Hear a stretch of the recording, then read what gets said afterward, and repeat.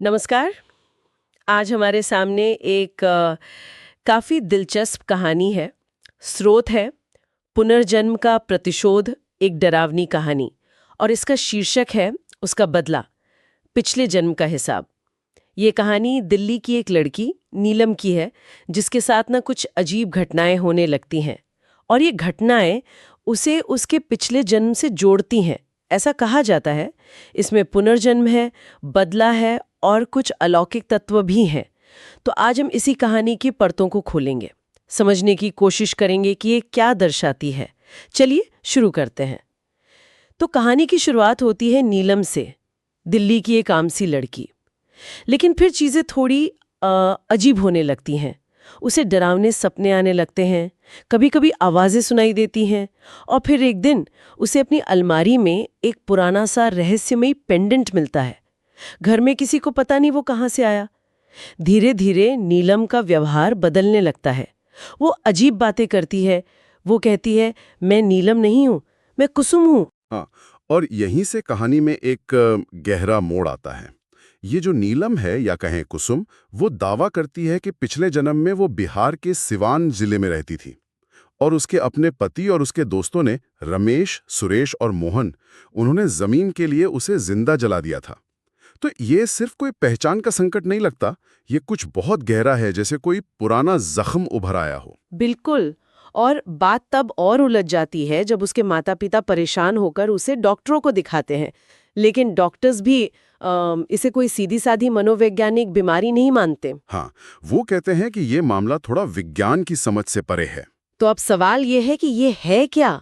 कोई मानसिक स्थिति है या वाकई कुछ और? जी, डॉक्टरों का ये कहना ही कहानी को एक तरह से अलौकिक दिशा दे देता है। मतलब अब ये सिर्फ एक दिमागी उलझन नहीं रही। ये सवाल खड़ा हो गया कि क्या विज्ञान के परे भी कुछ है? ये कहानी उसी धुंधली रेखा पर चलती है। फिर कहानी और तेज हो जाती है। नीलम नींद में बड़बड़ाने लगती है, उन हत्यारों से बदला लेने की बातें करती है। कहती है, रमेश, सुरेश, मोहन, तुम्हारा अंत आ गया है। पिछले जन्म का कर्ज इस जन्म में चुकाऊंगी। जाहिर है घर वाले डर जाते हैं बहुत ज्यादा। तो वो मदद के लिए एक तांत्रिक बाबा के पास जाते हैं, जो होते हैं ना ऐसी चीजों को सुलझाने वाले। और वो तांत्रिक बाबा इस बात को और पक्का कर देते हैं। वो कहते हैं कि हाँ, ये पुनर्जन्म का ही मामला है। कुसुम की आत्मा नीलम के शरीर में है और वो बदला लेने आई है। तो अब कहानी में अलौकिक तत्व पूरी तरह से स्थापित हो गया है। और फिर आता है एक और चौंकाने वाला मोड़। नीलम आज के दिल्ली के 3 बड़े कारोबारियों की पहचान करती है। कहती है, यही है वो, रमेश वर्मा, सुरेश मिश्रा और मोहन अग्रवाल। सोचिए, एक साधारण लड़की दिल्ली के इतने बड़े जाने माने लोगों पर ऐसा इल्जाम लगा रही है। इसके बाद चीजें बहुत तेजी से बदलती हैं। नीलम अचानक घर से गायब हो जाती है। घर वाले परेशान, पुलिस में रिपोर्ट लिखवाते हैं।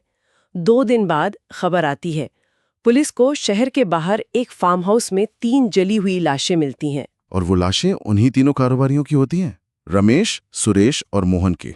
ये तो कहानी का क्लाइमैक्स जैसा है। बिल्कुल। पुलिस जांच शुरू करती है, सीसीटीवी फुटेज देखती है और फुटेज में उस रात फार्म हाउस में एक लड़की दिखती है, बिल्कुल नीलम जैसी। लेकिन फुटेज में कुछ ऐसा दिखता है जो सबके होश उड़ा देता है। हाँ, वो हिस्सा। फुटेज में दिखता है कि उस लड़की के पैर जमीन से कुछ इंच ऊपर हैं, जैसे वो चल नहीं, हवा में तैर रही हो। सोचिए जरा, पुलिस भी हैरान। ये कोई आम अपराध नहीं लगता फिर। ये सबूत कहानी को सीधा सीधा अलौकिक दायरे में धकेल देता है। एक तरह से देखा हुआ सबूत जो तर्क से परे है। उसी रात नीलम घर लौट आती है, एकदम शांत, स्थिर। उसकी माँ पूछती है, कहाँ थी? वो बस मुस्कुराकर कहती है, अब मैं पूरी तरह से आजाद हूं माँ, पिछला हिसाब खत्म, जैसे कोई मिशन पूरा हो गया हो। लेकिन कहानी यहां भी खत्म नहीं होती। एक और दुखद मोड़ बाकी है। इस घटना के करीब 2 महीने बाद नीलम आत्महत्या कर लेती है। कहानी के अनुसार कहा जाता है कि उसका बदला पूरा हो गया था, इस जन्म का मकसद खत्म। कुछ लोग तो ये भी मानते हैं कि उसकी आत्मा आज भी उस फार्म हाउस के आसपास भटकती है। तो इस पूरी कहानी से हम क्या समझें? ये अन्याय की कहानी है, कर्मफल की और बदले की, जो जन्मों तक पीछा करता है। और अंत कितना दुखद है, ये दिखाती है कि कैसे अतीत का बोझ, खासकर अगर वो अन्याय का हो, तो वो वर्तमान पर कितना भारी पड़ सकता है। हाँ, कहानी का जो मूल संदेश लगता है, जैसा स्रोत में भी कहा गया है, वो शायद यही है कि अन्याय का हिसाब होता है, देर से ही सही, पर होता है। हम्म। लेकिन ये एक बड़ा सवाल भी उठाता है, न्याय की तलाश इंसान को कहाँ तक ले जा सकती है?